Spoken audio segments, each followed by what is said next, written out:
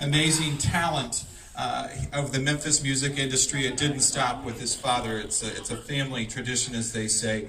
Another person who's very important to 60 years of rock and roll and the celebration is radio and television personality, the legend, Wink Martindale, who was at the studio that day and has great familiarity. Wink, could you tell us a little bit about when you first heard That's All Right? Okay. I touched on this a while ago, so I'll keep this brief because I know you're cold. How would you like for me to keep this brief? No? I'll pick up where I left off a while ago. I went into the control room. All hell was breaking loose. We didn't know what was going on. You knew that something very, very magical was occurring. But who knew that that night in July of 1954, in a little cramped studio that belonged to Dewey Phillips at WHBQ, who knew that music would be changing for all time that night? Later would come Rock Around the Clock, but it all started with That's All Right, Mama. I got on the phone. I was the one who got on the phone and called Gladys and Vernon to find out where Elvis was. He found out that his record was going to be played. Sam was going to give it to Dewey to play. He was so nervous, he went to see a double feature at the Suzors on Decatur Street. They jumped in their truck. They went down there. They lived in low-rent housing out in East Memphis, Lauderdale Courts at the time. They got in the truck, went out, stopped at the theater, walked up and down the aisle, found Elvis all by himself, whispered to him what was going on, brought him down to the radio station. Dewey sat him down in a chair in front of a microphone. And Elvis has said many times since then, he had no idea that Dewey was actually talking to him, interviewing him as such on the radio. Because he said if he had known then, he was withdrawn then. A little personality conflict there. Very shy. He would not have been able to say two words out of his mouth. But later, of course, all that changed. And of course, that changed music that night.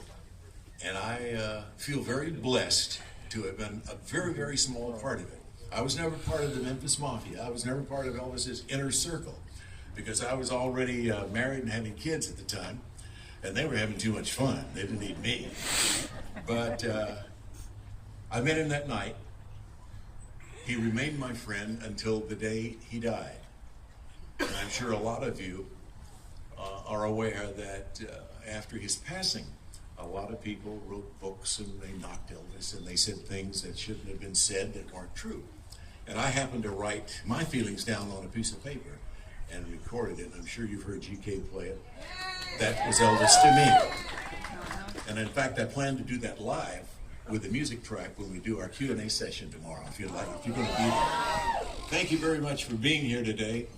Here's a man who sold over 1 billion records worldwide. And it's kind of sad. Let me tell you what's sad to me.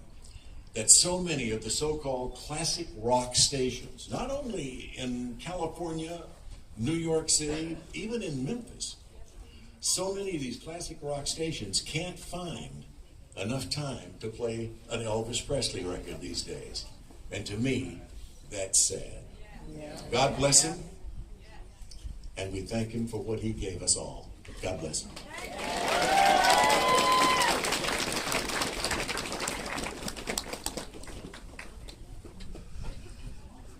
Thank you, Wink, and thank you, Knox, for being here on this very special day as we kick off our 60 years of rock and roll celebration. The event will continue all year long with a special exhibition right here at Graceland, opening here in just a couple of weeks, that chronicles the rise of rock and roll and 60 years of Elvis and rock and roll. As Wink and Knox both mentioned, Elvis changed popular culture and music forever in July 5th of 1954.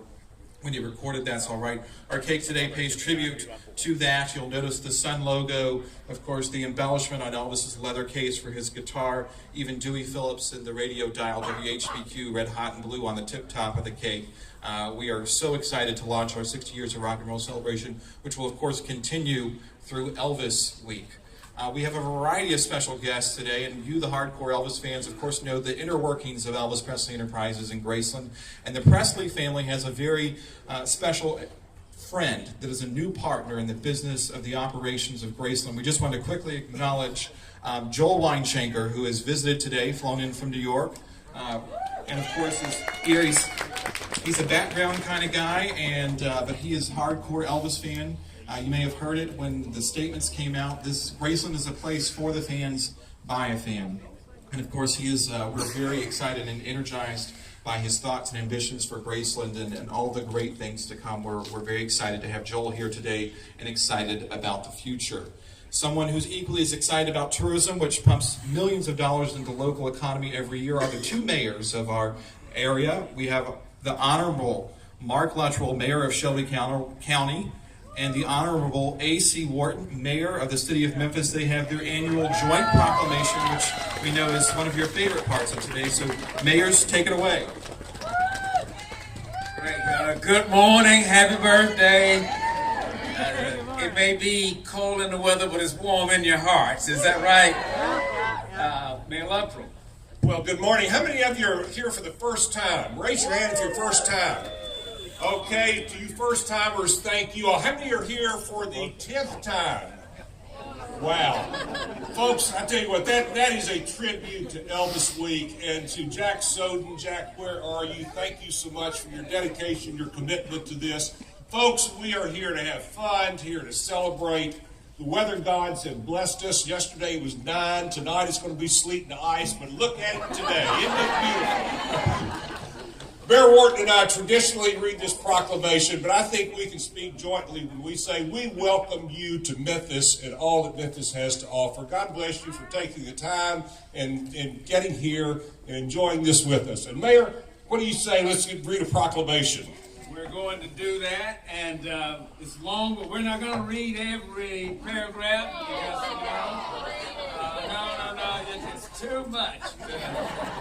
This is a joint proclamation. Whereas Elvis Aaron Presley was born on this day in 1935 to Gladys and Vernon Presley in Tupelo, Mississippi, and whereas no matter how far his career took him or how high his fame carried him, Elvis remained steadfastly devoted to Memphis, the city he loved, the city that inspired him, and the city that he called home. Now, therefore, we, A.C. Wharton, Mark Luttrell, where are we here?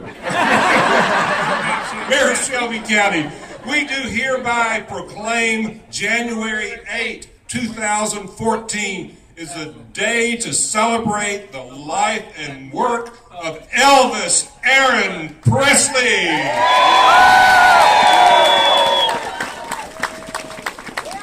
Thank you all. Have a great week. Enjoy all the festivities.